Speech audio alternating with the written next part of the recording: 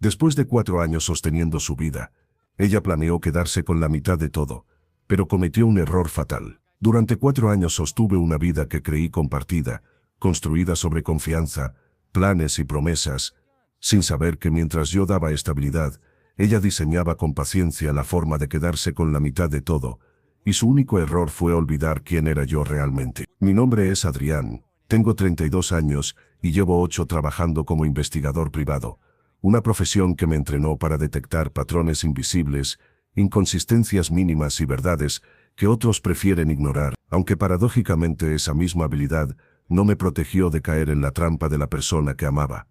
Conocí a Valeria Moreno hace 4 años, en una parrillada organizada por un amigo en común. Ella tenía 28 años, era carismática, inteligente, y poseía esa facilidad inquietante para dominar cualquier conversación sin parecer que lo intentaba. Y desde el primer momento sentí que había algo magnético en su forma de mirarme. Empezamos a salir apenas una semana después, y 2 años más tarde se mudó conmigo, justo cuando mi agencia de investigaciones comenzaba a despegar económicamente. Mi casa siempre ha sido algo sagrado para mí, una vivienda estilo artesano de 3 habitaciones ubicada en un vecindario tranquilo, sin hipoteca porque la heredé de mi abuela, la mujer que me crió y cuyo recuerdo es lo único verdaderamente irreemplazable que tengo. Está valuada en aproximadamente $580,000 y figura exclusivamente a mi nombre. Un detalle que entonces me parecía irrelevante, pero que más adelante se volvería crucial. Valeria y yo estuvimos juntos casi 4 años, llevábamos 6 meses comprometidos, y la boda estaba planeada para dentro de 4 meses, y 10 meses antes de que todo se derrumbara. Ella renunció a su trabajo en marketing alegando que necesitaba concentrarse en los preparativos de la boda y reencontrarse consigo misma, y yo, confiado, le dije que se tomara el tiempo que quisiera porque mis ingresos podían sostenernos sin problema, sin saber que no estaba planeando un matrimonio, sino un robo cuidadosamente calculado.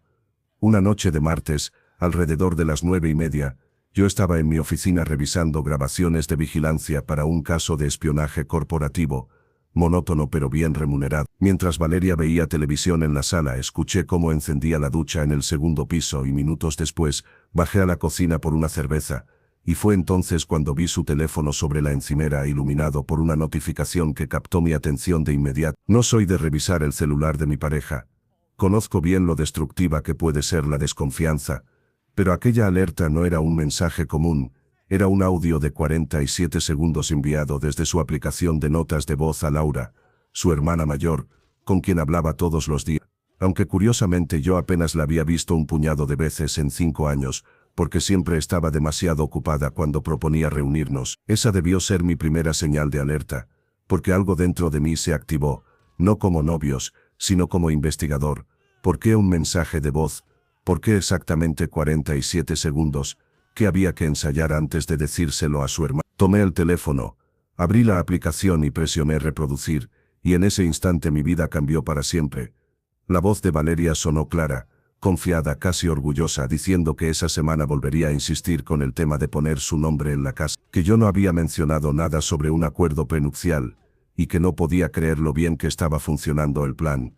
Agradeciendo a Laura por haberle aconsejado esperar, fingir, ganar confianza, porque después de 4 años, interpretando a la prometida perfecta, estaba a punto de quedarse con la mitad de todo, asegurando que una vez que su nombre figurara en la propiedad, el control sería total después de la boda, rematando con una frase que aún resuena en mi cabeza.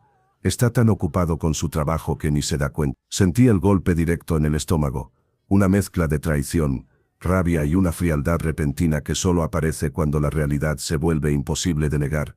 Y sabiendo que aún tenía un par de minutos antes de que saliera de la ducha, actué por instinto profesional, envié el audio a mi teléfono, borré la notificación de su dispositivo y dejé todo exactamente como estaba.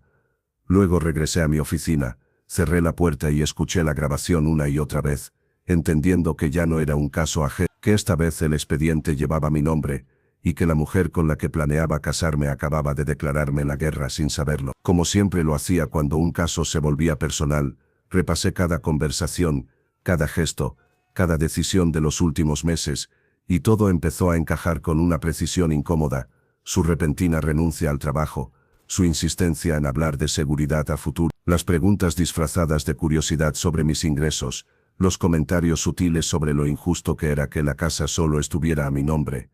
Señales que como pareja ignoré, pero que como investigador no podía dejar pasar.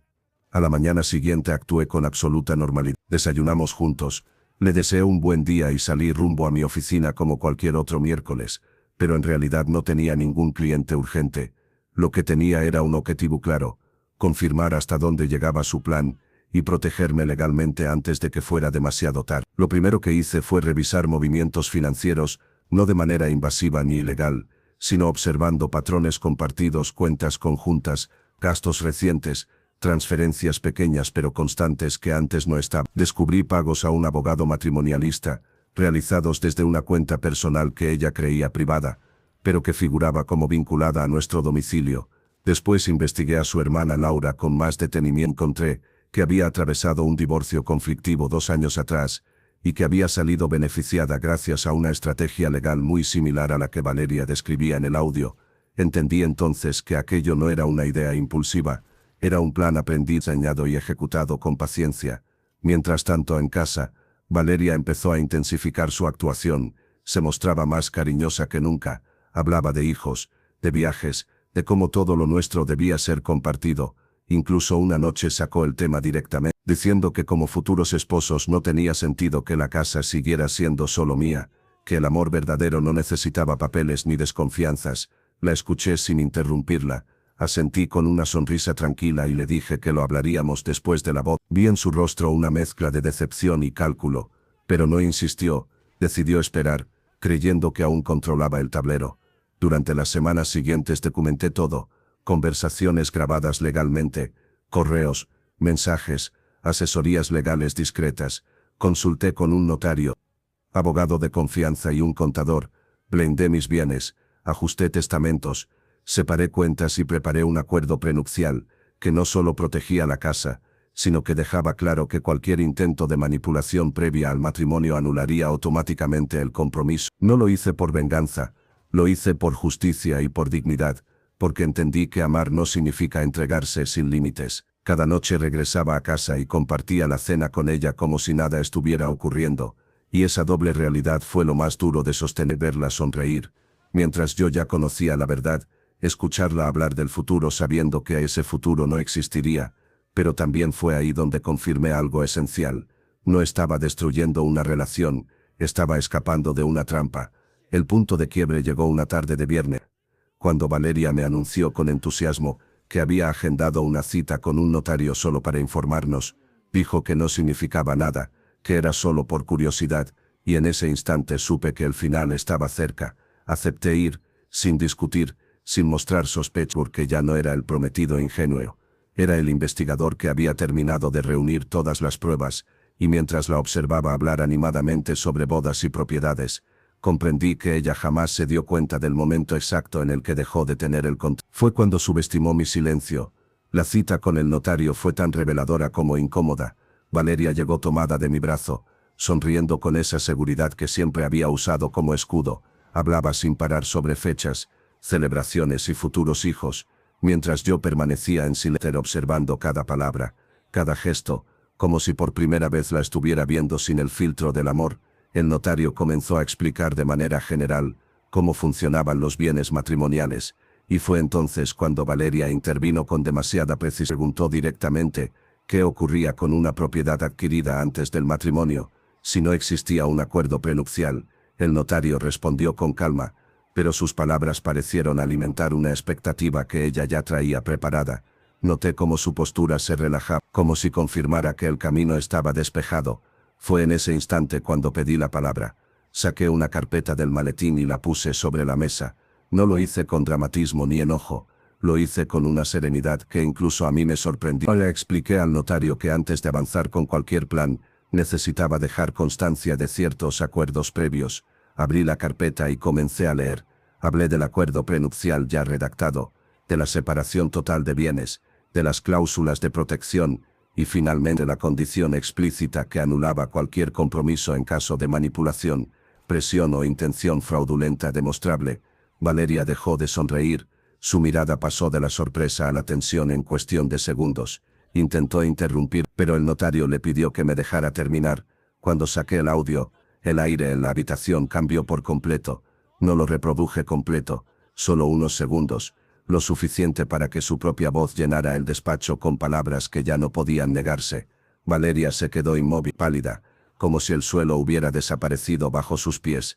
El notario carraspeó incómodo, apagó la grabadora y nos miró con una seriedad absoluta. Explicó que ante esa información no podía continuar con ningún trámite y sugirió que resolviéramos el asunto en privado o mediante abogados. Valeria no dijo nada, no gritó, no lloró, simplemente tomó su bolso y salió del despacho sin mirarse. Fue la primera vez que la vi perder completamente el control.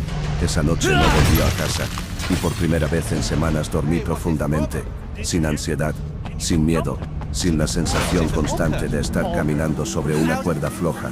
A la mañana siguiente encontré un mensaje suyo, largo y confuso, mezclando disculpas, reproches y una súbita declaración de amor que ya no tenía peso alguno. No respondí, no porque quisiera castigarla, sino porque ya no había nada que discutir. La verdad había salido a la luz y con ella se había ido cualquier posibilidad de reconstrucción. Durante los días siguientes, Valeria intentó contactarme de distintas formas, algunas más suaves, otras cargadas de culpa. Incluso llegó a insinuar que todo había sido un malentendido, que solo hablaba en broma con su hermana. Pero ya era demasiado tarde. Había aprendido que cuando alguien muestra quién es en privado, hay que creerle, no justificarlo, no maquillarlo, no salvarlo. Y entendí algo que me dolió aceptar. No estaba perdiendo el amor de mi vida, estaba perdiendo una ilusión cuidadosamente construida. Una semana después empacó sus cosas mientras yo estaba en el trabajo y se fue. No dejó nota, no hizo escena, solo desapareció. Y lejos de sentir vacío, sentí espacio, espacio para pensar, para respirar, para volver a ser yo sin estar a la defensiva, sin medir cada palabra, sin sentir que debía demostrar mi valor constantemente. Fue entonces cuando comprendí que el verdadero peligro no había sido perder mi casa o mis bienes, había sido perderme a mí mismo por miedo a estar solo. Pasaron varias semanas antes de que el silencio dejara de sentirse extraño. Al principio cada rincón de la casa parecía guardar un eco de lo que pudo haber sido. Una taza olvidada, un espacio vacío en el closet, pequeños detalles que antes pasaban desapercibidos y que ahora hablaban más que cualquier discusión. Con el tiempo, entendí que ese silencio no era ausencia, era paz, una paz que no había conocido en mucho tiempo y que al principio asusta porque no duele, porque no exige, porque no te obliga a demostrar nada. Volví a mis rutinas sin prisa, al café de las mañanas, a las caminatas sin destino, los fines de semana, a leer hasta quedarme dormido sin sentir culpa por no responder mensajes. Y poco a poco recuperé partes de mí que había ido cediendo sin darme cuenta. Mi tranquilidad, mi criterio, mi intuición. Algunas personas del entorno común intentaron acercarse, curiosas, buscando versiones, esperando algún escándalo que nunca llegó. Yo no hablé mal de Valeria, no la expuse, no necesitaba hacerlo, porque aprendí que cuando uno actúa con verdad, el tiempo se encarga de acomodar las cosas. Y también aprendí que no todas las batallas se ganan levantando la voz, algunas se ganan caminando en dirección contraria. Seguí con mi trabajo, incluso con más enfoque que antes, y cada día me sentía más ligero, no porque hubiera salido ileso, sino porque había salido consigo. Una tarde mientras ordenaba papeles viejos, encontré el borrador de la lista de invitados de la boda. Nombres subrayados, fechas tentativas, sueños que en otro momento me habrían provocado nostalgia. Pero en lugar de eso sentí gratitud por haber escuchado a tiempo esa voz interna que me pidió detenerme, observar y no ignorar las señales. Comprendí que el amor no debería sentirse como una negociación constante, ni como una prueba que nunca se aprieta. El amor sano no te pide que te achiques para que el otro se sienta grande. Nunca volví a saber de manera directa. Solo supe, por terceros, que había contado una versión distinta de la historia. Una donde ella era la víctima y yo el hombre frío que desconfiaba de todo. Y por primera vez, no sentí la necesidad de corregir nada, porque entendí que cada quien vive atrapado en el relato que necesita para dormir tranquilo. Yo ya tenía el mío, y no requería aprobación ajena. Hoy, cuando pienso en todo lo ocurrido, no lo hago con rencor, sino con claridad, porque esa experiencia me enseñó que la verdadera fortaleza no está en resistirlo todo, sino en saber cuándo irse, en poner límites sin culpa, en elegir la paz, aunque eso signifique empezar de nuevo, Y si algo me quedó claro, es que perder una relación puede doler, pero perderse a uno mismo duele mucho más, y esta vez, tuve el valor de no cruzar ese límite.